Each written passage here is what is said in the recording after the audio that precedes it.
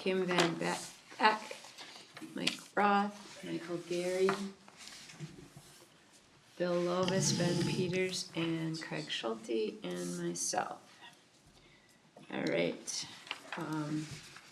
And next will be open forum. Is anyone here this evening for open forum? Nope. So. All right. Then next we'll move on to the consent agenda, as well as any changes to our regular agenda if requested.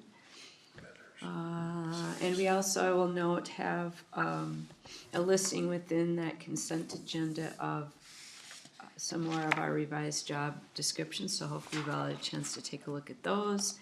Does anyone would like to make a motion to approve the agenda along with the consent agenda? Yeah, motion to approve the consent agenda. Okay, a second? And I'll second All that. right, any further questions or comments? All right, all in favor of the consent of the agenda and consent agenda? Aye. Aye. I don't know if I heard everybody, but most of. Thank you. Okay, we'll move on to new business. First this evening is our library department report. Hi, everybody. Hello. Hi there. Thanks for having us. Oh, yeah. Okay. So to start out my update today, I thought it would be fun to just take a look at what it was like being in the library today. This morning when I arrived, Taproot Landscaping was out front cleaning up our gardens and getting ready for spring. We're making room for the return of the daylilies and the irises and the pig squeak. And this is exciting for us because we get a lot of compliments on that garden. The vibrancy and the color and the experience of sitting on the park benches, whether people are on the phone and talking with friends or using the Wi-Fi. It's a beautiful space, and it's one of our first impressions of how we share that we're a welcoming environment. So really exciting to have that underway. I'm here fresh off the heels of We Are All Storytellers, which is a program offered today featuring author Margie Preuss. This is one of her books, Lily Leads the Way. It's one of my absolute favorites of hers, and she is a Duluth author.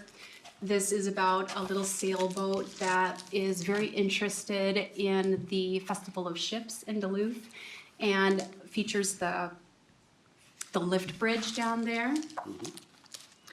And Margie and Kathy Bogan, who came to support her in her performance and discussion of her books today, had kids lined up in a 16-foot cardboard canoe. Everyone was paddling and singing Alouette. So that happened midday. And another story that I would love to tell from the library is that technology is really a huge part of the library's program. There are the staff computers allowing us to circulate materials. There's the Wi-Fi pods that allow us to connect. There are staff computers, barcode scanners, Wi-Fi printing, photocopying, scanning, faxing. And one of the things that our staff has been really good about in the library is ensuring that these are replaced on a rotational cycle and that we're not needing to replace them all at one time. So in 2024, we began a plan of replacing the computers in the library, and the Library Friends of Cook County generously invested $11,377.71 to replace those aging staff computers, strengthening both staff efficiency and service quality. And this April, by unanimous vote, the Library Friends of Cook County have approved funding for replacing the library's 9 public computers. We just placed our order today. This represents a $16,810 contribution from the Library Friends to the community. So that was today. And I'd like now to move into some highlights from the Minnesota Public Library Annual Report, which we call the MPLAR for short. This is a standardized report that we submit each year to the Minnesota Department of Education. It measures circulation and program statistics and how many visitors we have and how many Wi-Fi sessions. And that data is used to demonstrate library performance across the state and then is absorbed by another institution called the Institute for Museum and Library Services. And they compile it on a national level, and so then we are able to tell the broader library story, as well as use the information for strategic planning in the library. If it's of interest, the process for us starts in February and will last until the end of March. I not only put in the data, but I have 3 checkpoints. The report has to pass through the finance director, Kim Van Beck. It is also reviewed by the regional library director, Molly Stafford, at Arrowhead Library System. And then it goes to the library board of trustees for approval and submission. So here's what we're finding. More than half of Cook County residents are members of the Grand Marais Public Library. Combined with registered visitors, that's over 3,170 people with our library card in their wallet. And that means that we are now on par and have been on par with pre-pandemic registered borrower users since, since 2024, we've been back at our levels. Visitor registration is gradually trending upward. Since 2021, in-person visits have increased every year, with 46,342 visits recorded last year. We offered 82 programs and increased the average number of participants for each event. Circulation is up too. We're up at about 3.5% growth over last year, with more than 55,000 items. And I definitely took note that we are starting to mirror a national trend of increasing requests for digital downloadable content. 1/3 of what we circulated last year was downloadable. So what do we do with all that data? The Library Board of Trustees is responsible for setting the strategic priorities for the library. And this year, the board is emphasizing 2 focus areas from our strategic plan. The first one is using contributions in combination with levied funds to ensure the continuous development of service.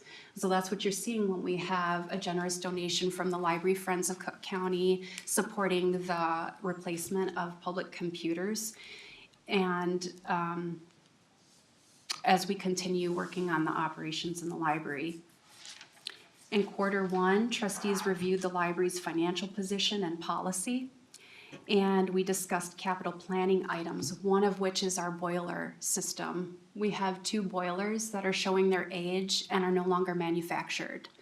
So we are proactively taking a look at what replacement might look like for us. And we're intentionally doing that in alignment with the city's sustainability initiatives. So I'm working with Shane Steele to look at options for hybrid or fully electric replacement options. The second area of focus is attracting a wide range of stakeholders, and we want to strengthen relationships with groups that have cultural or physical barriers to enjoying the library. We also want to see more and interesting partnerships with businesses throughout Cook County.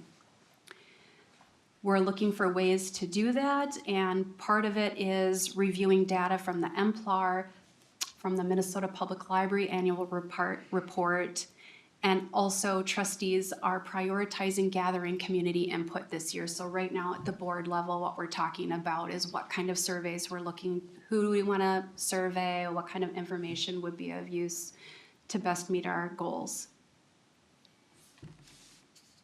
I just would like the opportunity to thank the Library Board of Trustees. Our members have been on the board with us for quite some time now. It's a very stable and engaged group. Michael Gary has been with us since 2021. Sarah McManus, our board president, is in the room behind me today.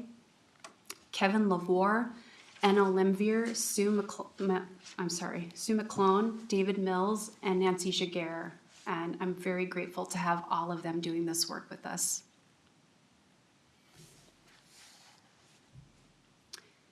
The next section of my update for you is just a small look at some of the community partnerships that we have going on, particularly right now. Public Health and Human Services had an initiative to represent National Prescription Drug Take Back Day, and they're partnering with the library. We have a display in our lobby, and we're helping circulate free materials to the public. So we have these little pouches with a carbon-based packet inside, and if you have medication at home, let's say ibuprofen, that you need to destroy, you pour the pills into the bag, fill it with water to the fill line, seal it and shake it, and it neutralizes the medication. And so we're very excited to have partnerships like this, helping get free materials into the community, but importantly, giving voice and space to initiatives like these. The second partnership I want to highlight is with the Northwoods Fiber Arts Guild. Have you all heard of the Hope Chair, the Cook County Hope Chair? It's coming to the library in May, so I hope you'll all come in and see it. But it's a traveling community fiber arts installation that was created by the Northwoods Fiber Arts Guild. And local fiber artists contributed individual works that were assembled into a single collaborative piece. Many words to say. They have the architecture of a chair that was purchased from Odds and Ends thrift store. All these artists came together to work on creating something that emphasized a desire for hope, for expressing and having hope in a time of political unrest and all the unrest that was happening in the Twin Cities. And so, each person from their own background contributed a square to this chair. And that is coming to us in May. It comes with a journal where visitors can sit in the chair, reflect on what hope means to them or what brings them peace and hope, and then also contribute something to the journal. It's a low barrier public engagement piece aligned with our ongoing role as a community gathering space for reflection, connection, and access to local cultural programming. So I'm going to go ahead and wrap up the update with some sneak peeks for Q2. We're going to be revealing a bold new website soon. This began with our need to meet ADA accessibility standards that were put out recently, and it also is helping us create a more adaptable, flexible website so that it will work on any devices. June 8th, we launch our summer reading program. It is a robust set of pieces, including the reading log reading program. And it has a series of events. We're going to have live reptiles. We're going to have bugs on exhibit and that you can touch. We're going to have the Jolly Pops. This is for dads who put on a musical concert for kids. And then there will be a finale, but the theme is to be revealed. I also wanted to talk to you about Chad Lewis. Have you guys seen him before? It's been a couple of years since we've had him.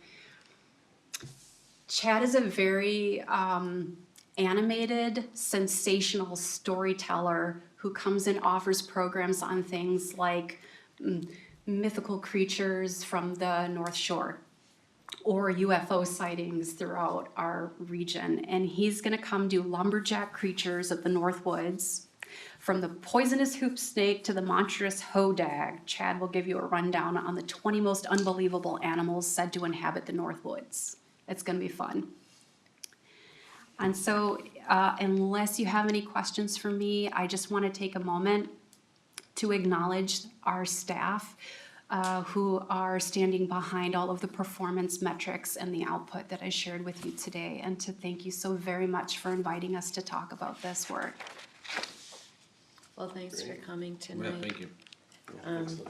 I guess I've said this plenty of times, but a library is one of the most valuable things we offer. So I really appreciate all that you do and the ratings that reflect the results you get. And summer reading programs are so important for kids. And they are, I believe, very well attended with a lot of enthusiasm. So, Yeah. yeah. Kids love that. So thank you. Thank you. Thank you.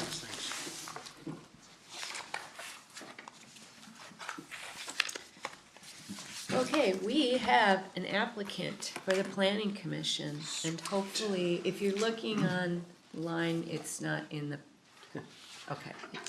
So you have your other piece. Has everyone had a chance to look at that?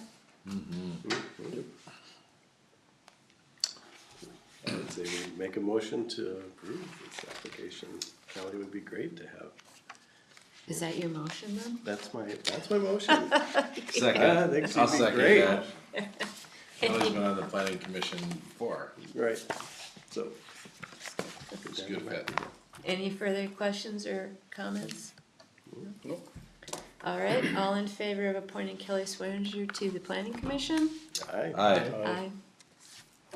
All right, very good, thank you, and thank you, Kelly, for applying, and we have one more spot to go. Bill, did you ask her? No. No, I did ask her, but it was a long time ago. I'm glad she came around. That's great. Wouldn't it be neat if she was inspired by participating in a public conversation that the planning commission just held? Seems like a natural link. Yep. Maybe others will join her. Wonderful. All right, moving right along to, in this case, it's old business, but it's not, because it's new business within old business. 3rd Street, we looked at this last meeting, but as Bill suggested, we waited for a final decision on this when everyone was present, which is pleased us to tonight. And maybe it's best to start to see if Ben or Michael have any questions, because you were the two that were not able to be here, about where we're at with that, or would you like a little recap from Mike or John? John is joining us here online, John Loy. So, any questions? The only question I would have is it been communicated with Mr. Petters? Yes. Yeah, John's was aware of the bid opening, understands the cost share arrangement, Okay, wants to move forward. great. And Steve Dockin has looked at it, knows about it, has not confirmed yet, right? But Yeah. we have a time schedule that still accommodates a little bit more. It will all work. He has a little bit more time to decide without disrupting. Yeah, Things can move along. We don't need to know whether he wants to do his service lines until later on in the process. Okay. We've communicated with the contractor that that part may or may not happen. That's okay with them. Great. Any other questions or? Yeah, is this like a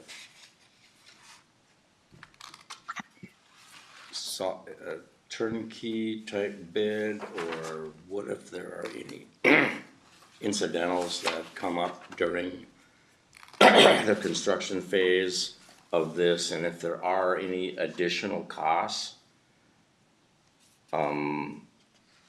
regardless of where they happen along the line of the road?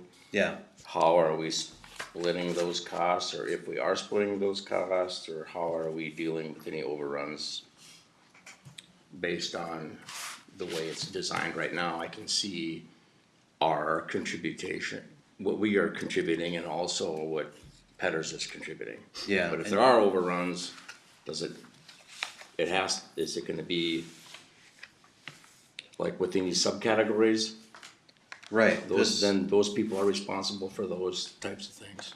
it'll probably be clear, but just in case it's not, we'll have to work it out Okay. with the engineer's assistance to figure out which party is responsible for it. Okay. This is the beauty of our development agreements requirement, that the developer puts 125% of the project costs up front rather than 100%, because we know that things happen. So, I don't know, I think rock is a particularly risky issue, for instance, that we know we're gonna find some, we assumed we were gonna find quite a bit, but it's a number that we just have an assumed quantity in here, and it won't be exactly that, so. But if the rock is in the trench of the utility that John Petters is paying for, then that'll be his overrun, and if it's in the trench that we're paying for, it'll be ours. Okay. And if there's any big changes that come up, we'll bring them back here. Okay, that's what I was concerned about. So basically, when you see this broke out, each subcategory, it'll parallel that, basically. Okay. Anyone else with other questions or comments?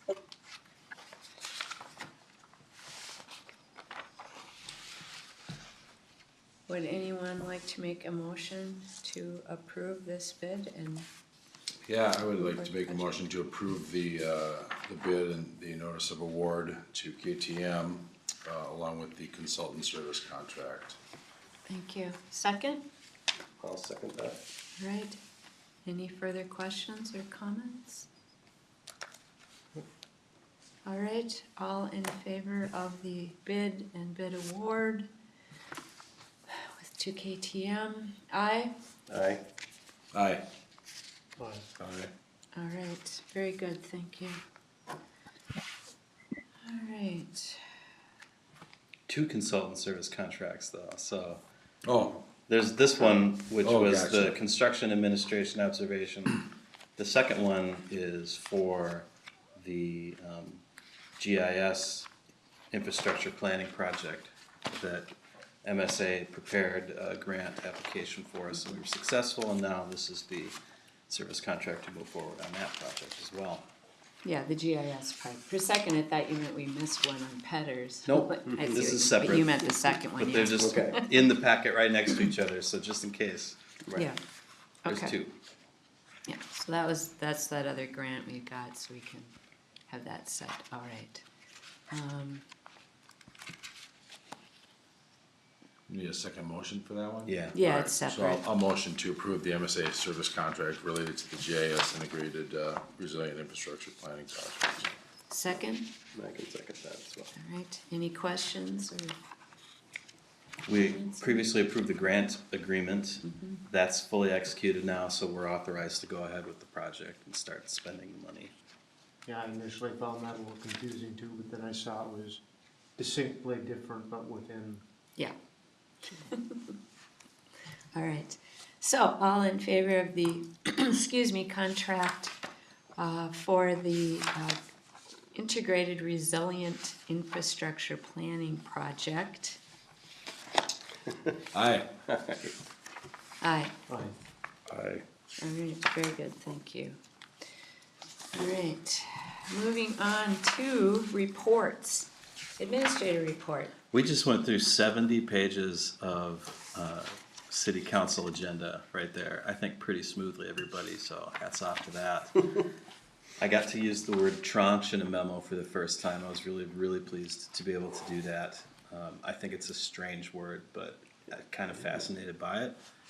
So thanks for the first batch, tranche, grouping, whatever, of job descriptions that you've approved. You'll see batch 2, tranche 2, group 2 at your next meeting, and that might be the last of them if we finish up one that's still in the works, and then we'll be done with that part of the project. We'll be moving on to, I guess I'm giving a personnel committee report now. We'll be moving on to start to talk about the personnel policy update. which has been something that was kind of high on our list when we started working with North Shore and Ravina, which, because of some of the other projects that have been complicated and taken some time, we haven't had a chance to get to, and now we're going to, and it's going to be a really important, needed refresh for a set of policies, some of which are probably from the 80s, and need to be looked at again. The document itself is a live document, so it's not like the whole thing is that old. It's been updated as laws have changed, but it still has been looking for this refresh for a couple years now. And so I'm looking forward to that. We'll be rolling that out by meeting with our department head group at the beginning of next month and starting the conversation with them. So what we really want to know is, well, where are you at with these policies? What are you having trouble with? What do you think we don't have a policy on that we need one? What's difficult to enforce? And get kind of the real world picture as a baseline before we set Ravina off to create this document for us. So that's some good stuff. The Utilities Commission is waiting for some work to be done based on a conversation that we had with MPCA and Grand Portage this week about accepting leachate at the wastewater plant. And so those three groups are working together now to put some plans in place to see if there's something we can agree on and do more rigorous testing.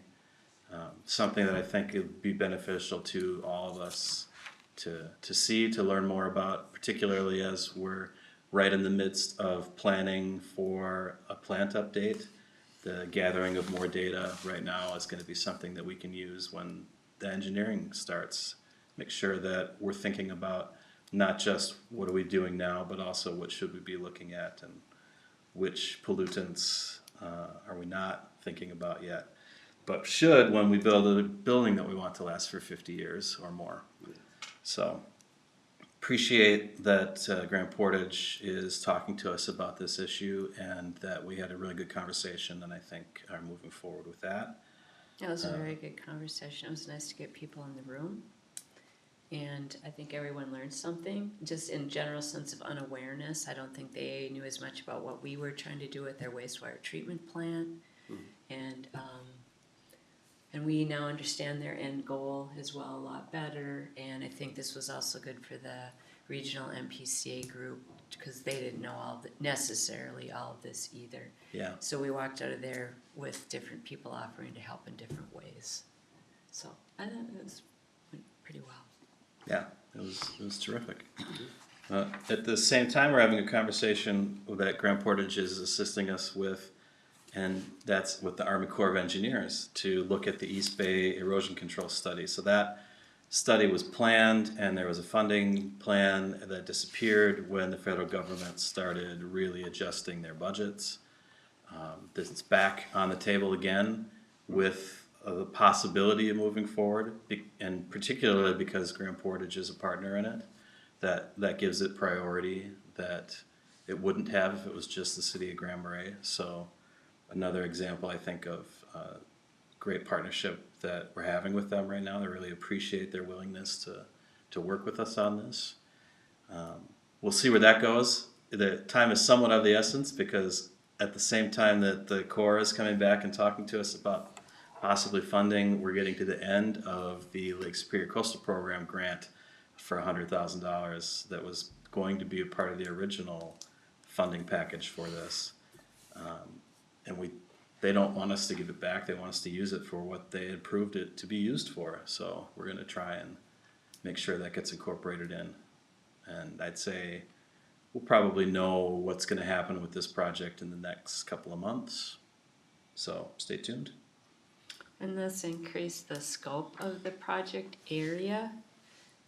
But we had invited them to the table when we saw that there was a possibility of this. So they've been with us on it, but now with this change of how we're doing application officially, we've also increased the distance of the area in scope to monitor the shore wave action, which is the first part of this, is just to get some of the testing in place so we can understand what's happening out in the harbor.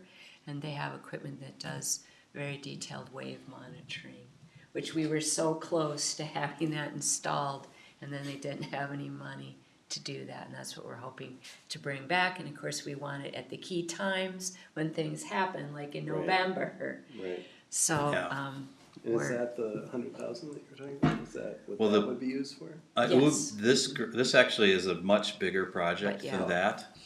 And it would have potentially been entirely funded by the federal government originally, but the state they're willing to participate when we weren't sure how the funding was gonna work out, so we had applied for this grant, we're successful. Didn't necessarily know how we were gonna use it, and now it's definitely helpful to use that as a match. We're talking about maybe a $400,000 project to do some really significant planning and engineering on the East Bay to look at erosion control. That's just the planning. yeah, Then we have to see what ideas come out of it. It's a big deal. It's gonna take some real effort to get through that, and some community conversations about what we wanna see, what we're willing to do. and I think it's more good information as we start to think about the Coast Guard and the parking lot and that whole area. Just all builds, I think, on that, and our group from the tribal group also sees a lot of information and learning they hope to get for their issues in their harbor as well. It might, help blend with what they need, and learn ways also for erosion control. So all the way around, I think it helps us all with some shared issues. So Next week, I'll be attending my annual City Manager Association conference that I do every year. It's a great opportunity for me to reconnect with my colleagues that are all a multiple hour drive away from me. To see them in person is nice. It's always got great educational components to it, inspiring speakers. It's a kind of a whirlwind. Show up on Wednesday, come home on Friday. Where is it? It's in the Brainerd area. Oh, okay. Wow. So it's at Madden's Resort this time. There will be a few folks that I intend to meet with while I'm there to talk about some help they might be able to provide us with team building and with looking at employee engagement and morale issues. That they do this. They're also city administrator managers, but they have side businesses where they're helping folks out with this, and so I've reached out to them, and I'll be having a conversation about whether there's something that we might want to bring here, and I'll let you know more as details get added to that. But I appreciate the opportunity that I have to attend trainings. I feel free to do it, and I think it's valuable, and we make sure that all of our staff have opportunities to attend trainings that are necessary to keep up their licenses and just give them a chance to learn about what's happening and what's new.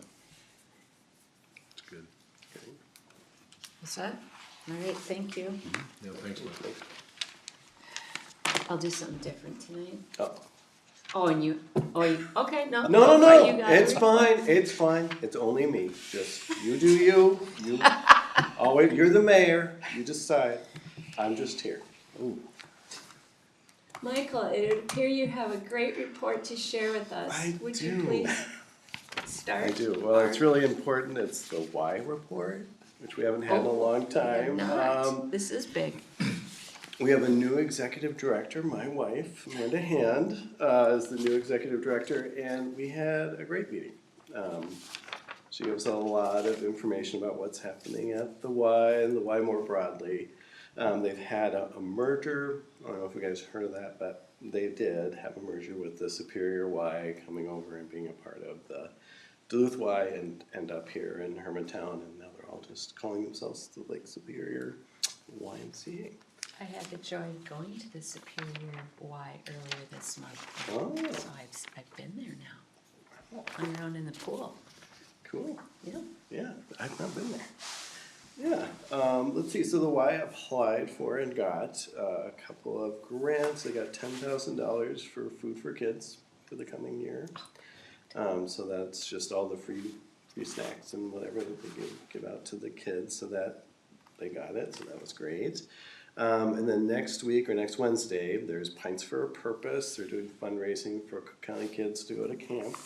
So that'll be happening next Wednesday at Voyager. Wednesday? Wednesday, yep. Ooh, no from council 4 to- meeting. No council meeting. 4 to 6, yep, there, everybody be there. 6. Except me, I'll be in Oh, Brainerd. yep. Summer will have to drink Mike's beer. Please do. That's right. Yes, please That's do. right. Thank you. And then last weekend, they had the Healthy Kids Day, which was a great success. Just a ton of people showed up, a lot of just great fun was had, even though the weather was not so great. But kids were there, they had a great time, they had a great turnout, so all was well. Let's see, the one sort of infrastructure thing, which is of course where we're all connected, is they're looking at getting doors, getting replacement doors for the doors that go between the Y and the school, to get those to be just like regular fob doors and that kind of thing. Like right now, they're kind of crash doors that just kind of pop open and kids are kind of going in and out a little bit more than they really should.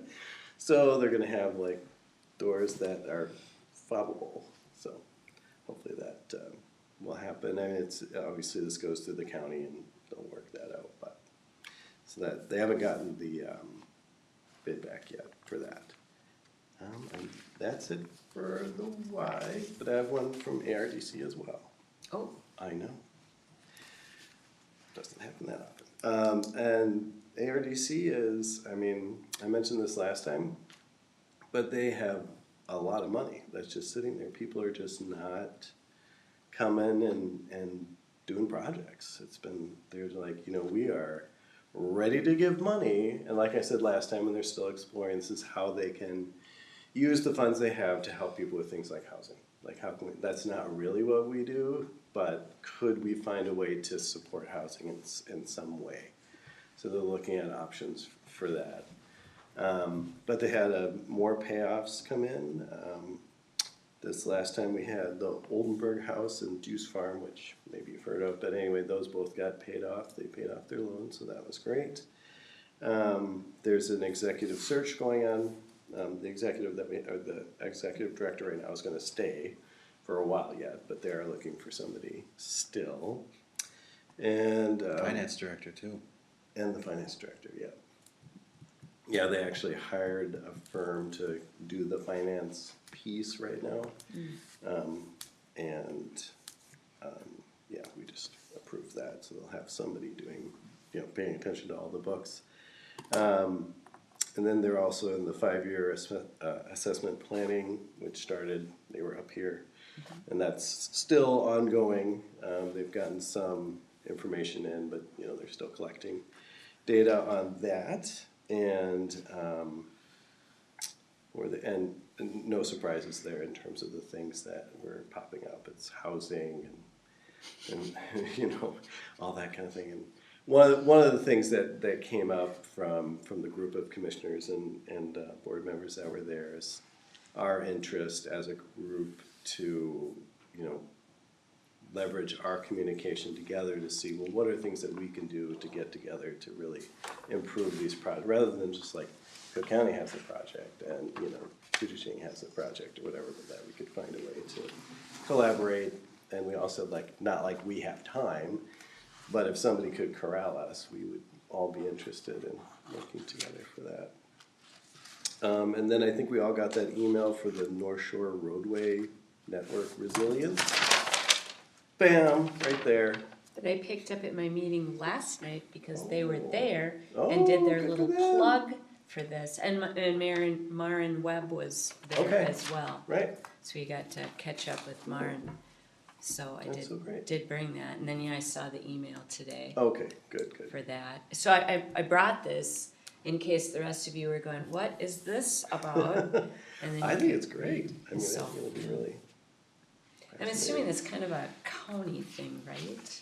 Oh, That a large. Yeah, but when I was looking at the list, it looks like it's all city people. But Yeah, well, I think city and county, right? yeah, I mean, it's got to, but at least on the list, it looked to me like it was city people. It was like us, Mm-hmm. Two Harbors, Beaver Bay.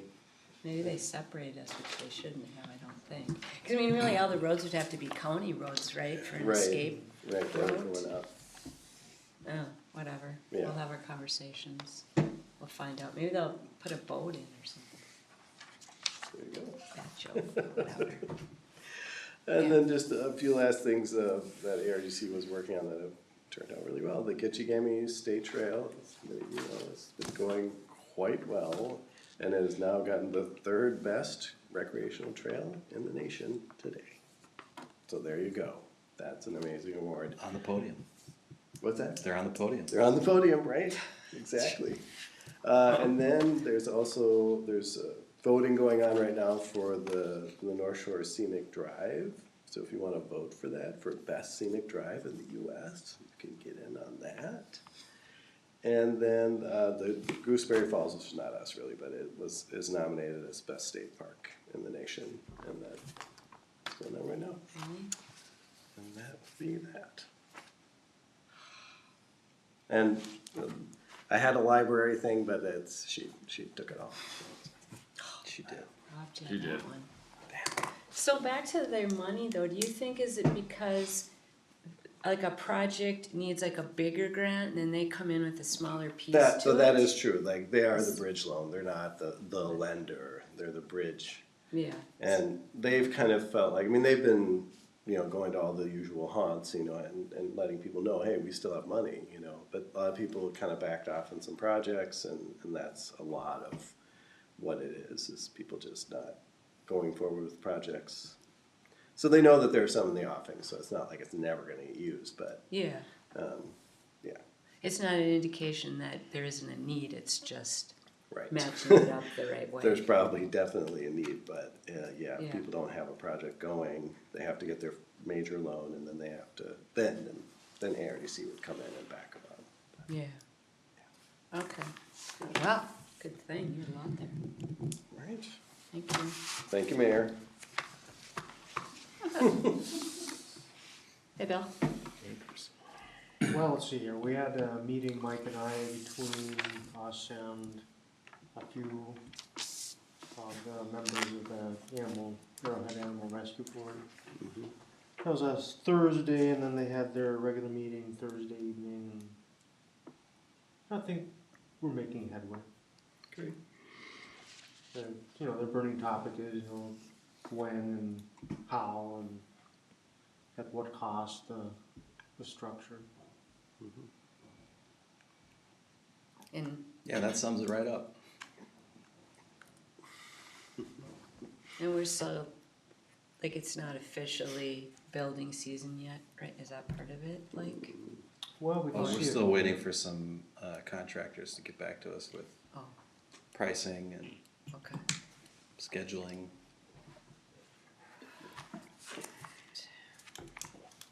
Is that it? That's about all I got. Okay. Well, I had a North Shore Management Board meeting, about a week ago. Yeah. Really unbelievably technical. Impressively technical, with regard to erosion and mapping and, I mean, just a lot of stuff going on.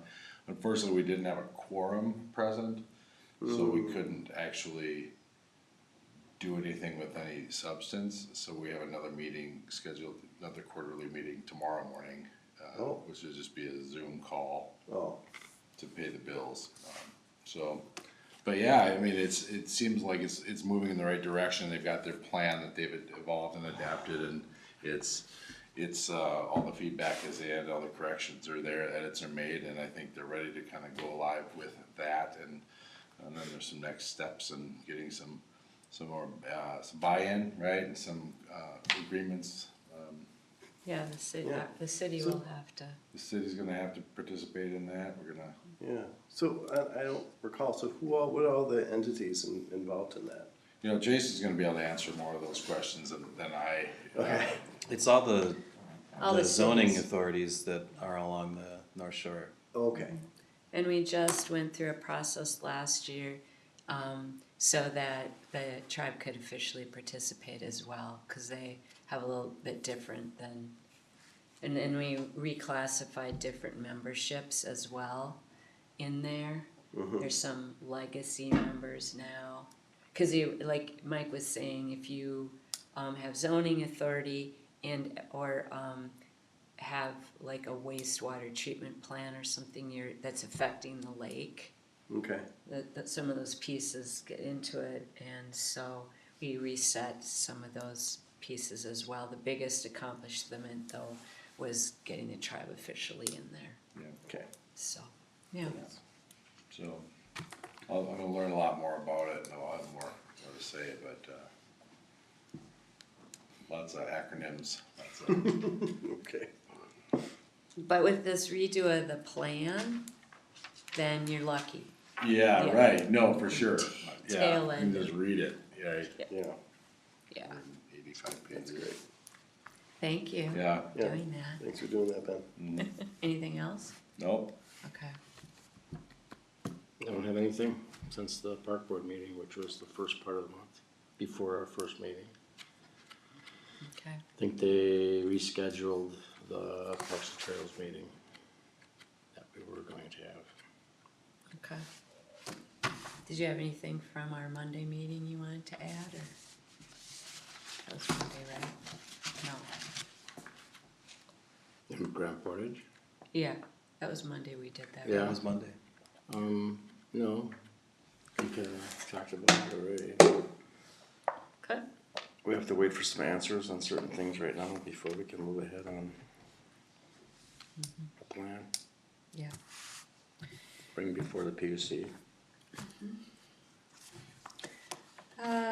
Let's see, I think we talked about some of this before, but we did have a subsequent follow-up meeting. So Mike and I have been, joining in with the HRA and the EDA on continued communications and, hopefully progress reports on the potential housing project at the top of the hill with Deval, and he has been given a list of to-dos as well as a timeline for that. And so we're waiting on that, and I think we're also looking at other potential developers as well, because the desire to keep a grant at that amount that we would never possibly have again is the main driver for that. Don't Okay. think there's much else right there to add on that one, okay. Last Monday, and Bill was with us, we had an open house for the Boulder, I call it the Boulder Park project that we've been working on to determine the erosion. And we had 3 options for the public to take a look at. And we had a good group. Dave Tierstig came as well. Who else came? I was just talking with, I'm trying to remember who was else to talk to people as they came in. But Well, Shane was here. yes, Shane Still was here too, thank you. And so that went really well. We got some good feedback that went to the engineers right away.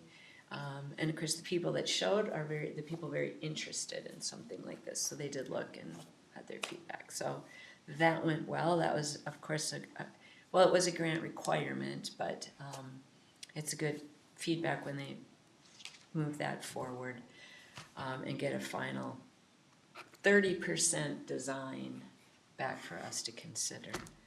I had a meeting with our meet and greet with our new, and Mike, we all joined our new EDA director. That ended up being a 2.5 hour conversation, but Okay. that was very interesting and nice to have him on board.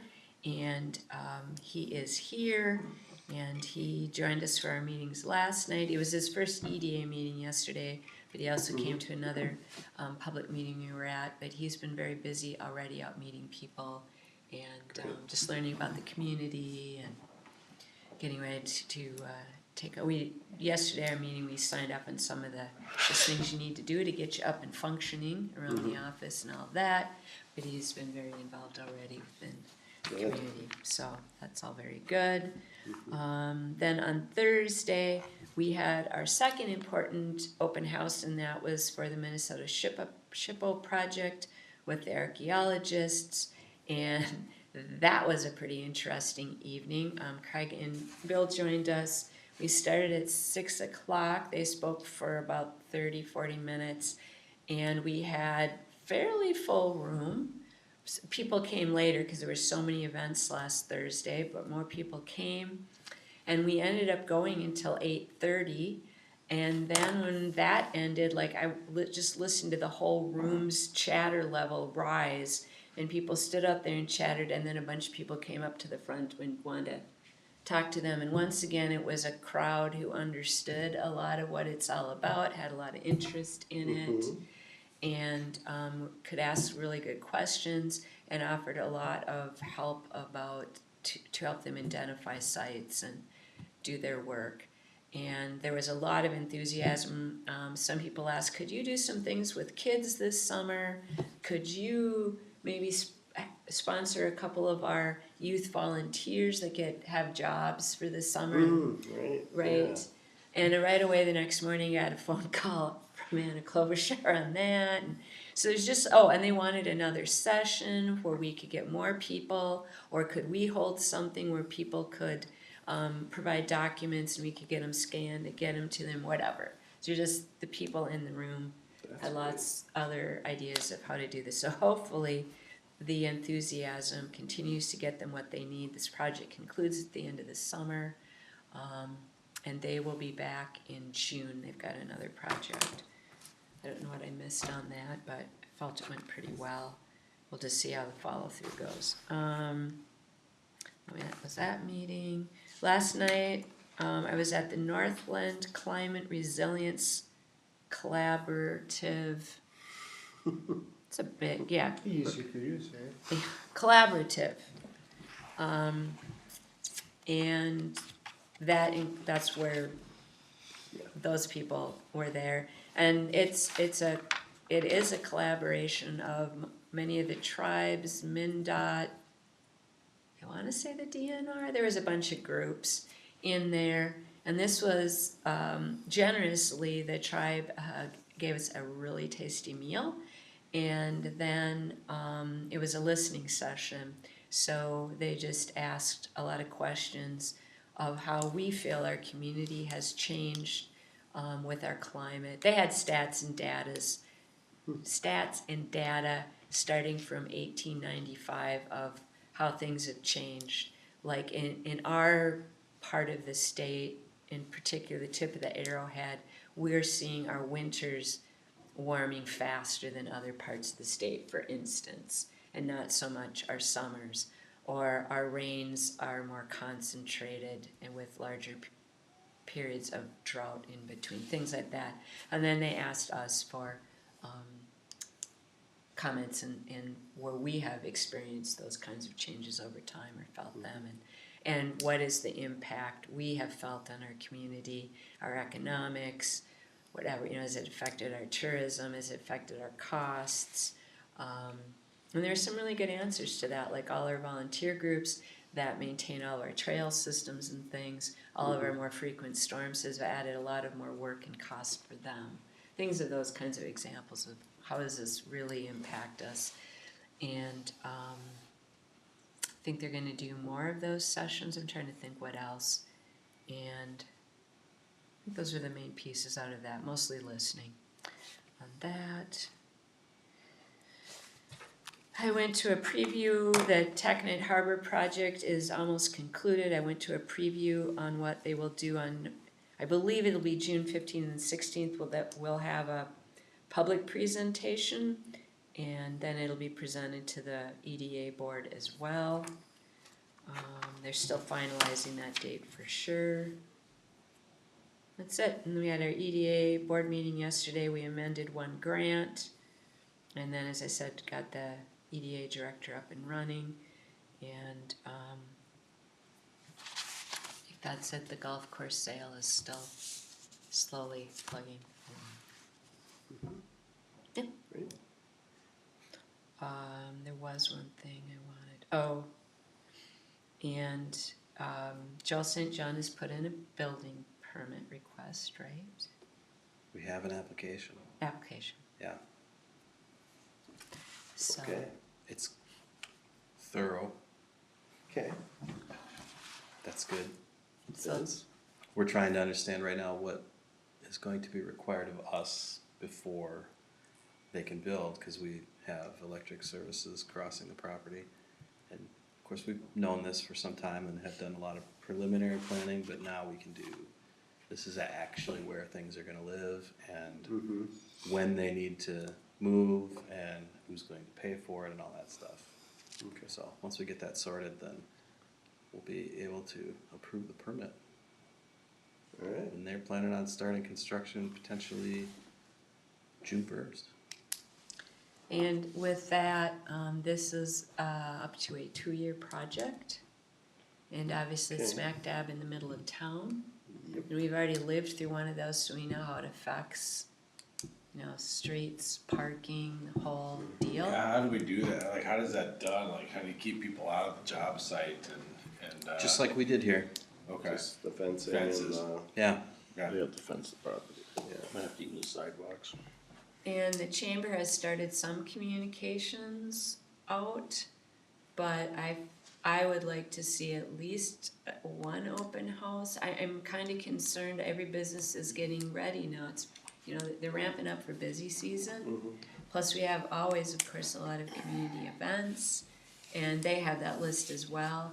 But I wanna make sure that residents and all businesses, not just chamber members or those who show up for the Downtown Business Coalition meetings, clearly understand once the details are put together, what's happening, and just have awareness, cause this is, I think even what's gonna take to put up this building, is going to be impactful in more ways than we've experienced before in some of our building projects. And, I would assume a lot of people are going to come to all of us when they're on what is going on. And I think that this is a part of the city's role to at least make sure people have an opportunity to know, maybe see more of what is coming.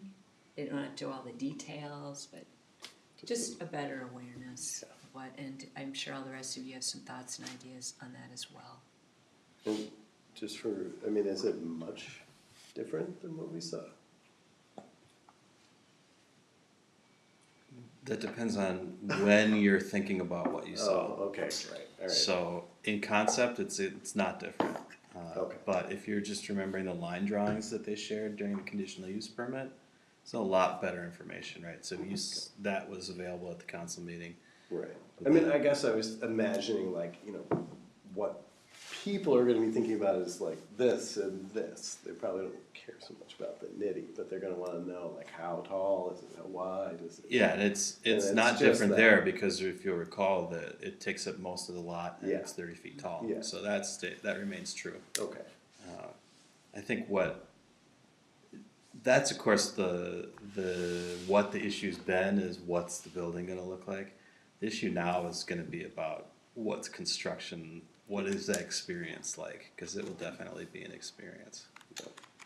Yeah, when we built this, at least we had the public works area for staging and, And the lot. the lot, right? Yeah, That's- they've got the parking lot next door to us, but it's, they're filling up their whole property and that's the only thing they've got. It's gonna be complicated. That's, Sure. I'm sure one of the reasons why it's 2 years rather than the really fast 10 months that we knocked this one out in. Yeah.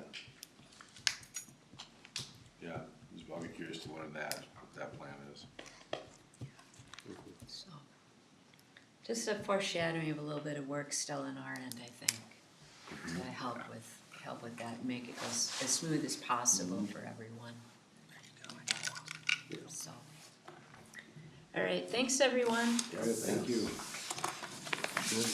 Thanks, everyone. Boulder Park in that picture. What, Thanks, John. which picture? This bottom one.